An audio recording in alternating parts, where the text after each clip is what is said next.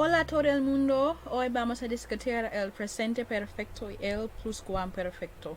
So today we're going to be looking at the present perfect versus the pluperfect tense in Spanish and exactly when they are used. Alright, so first of all we're going to look at how the present perfect tense and the past perfect aka the pluperfect tense are conjugated.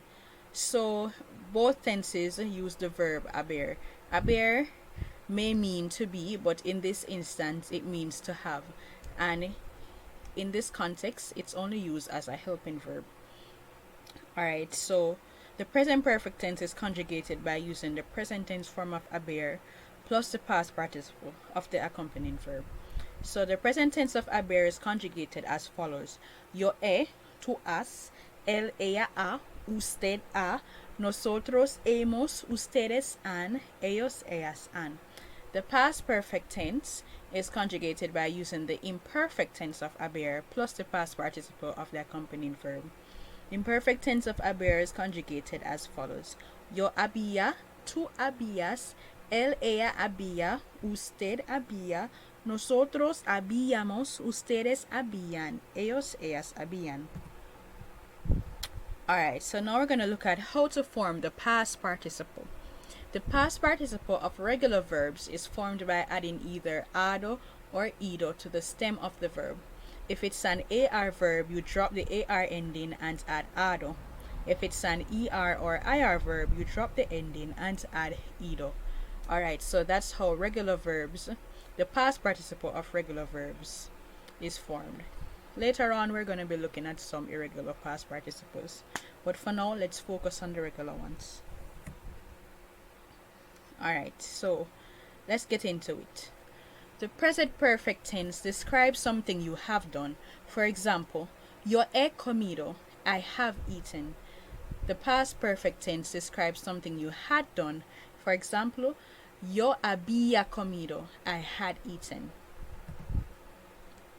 The present perfect tense refers to something that happened in the past but continues into the present. For example, yo he vivido en Jamaica, I have lived in Jamaica. So you would be saying living in Jamaica is something that happened in the past and is something that's happening even now.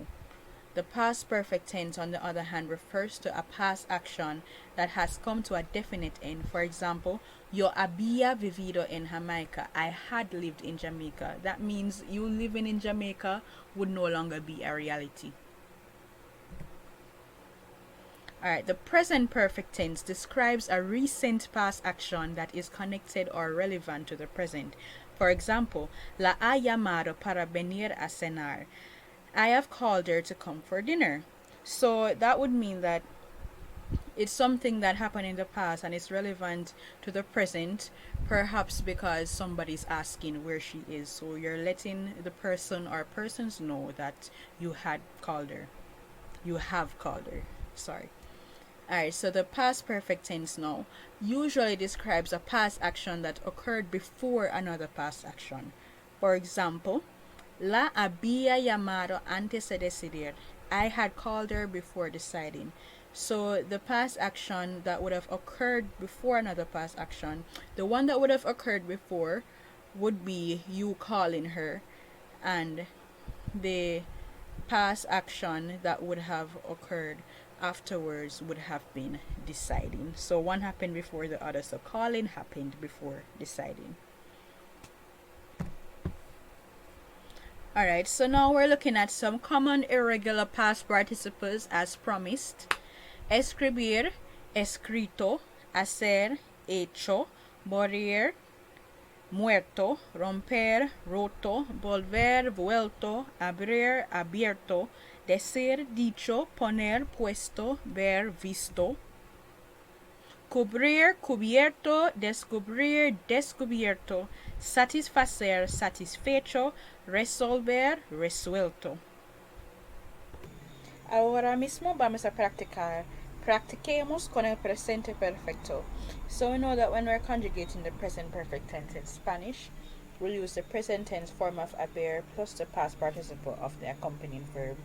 For AR ending verbs, we add the suffix ado to the stem, and for ER and IR ending verbs, we add the suffix ido to the stem. Alright, so in these sentences we have haber and the accompanying verbs in brackets. So we'll start with those. So for the first one, the subject is yo, that is the first person singular.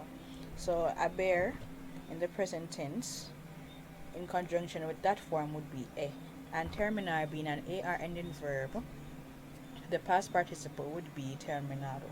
So it's yo he terminado. Yo he terminado mi trabajo. I have finished my work.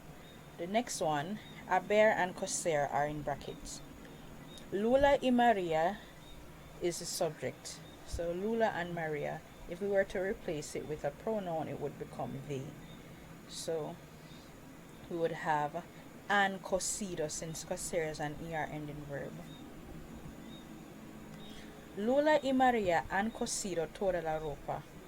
Lula and Maria have sewn all the clothes. Alright, so the next one has haber and escribir. El presidente is the subject. If we were to replace it with a pronoun, it would be el, which is the third person singular he. And escribir is irregular. It has an irregular past participle. So it would be ha escrito. El presidente ha escrito un libro. The president has written a book. Alright, so now we're moving on to el pluscuamperfecto. So we're moving on to practice some sentences in the past perfect tense. Alright, so the first one has in brackets layer and to. So considering that this is the past perfect tense, we would use the imperfect tense of haber plus the past participle of the accompanying verb. So this would be habías leído.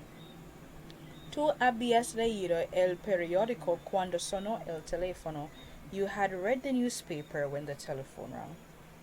Alright, so the next one, nosotros and sentar. Nosotros, sentar, in this instance, is being used as a reflexive verb. So it would be habíamos, nos habíamos sentado. Sentar is AR ending verb. So, nos habíamos sentado cuando el tren salió. We had sat down when the train left. Alright, so the next one, ver, and the subject is yo. It would be había visto. Ver has an irregular past participle. Nunca había visto yo este monumento antes de ahora.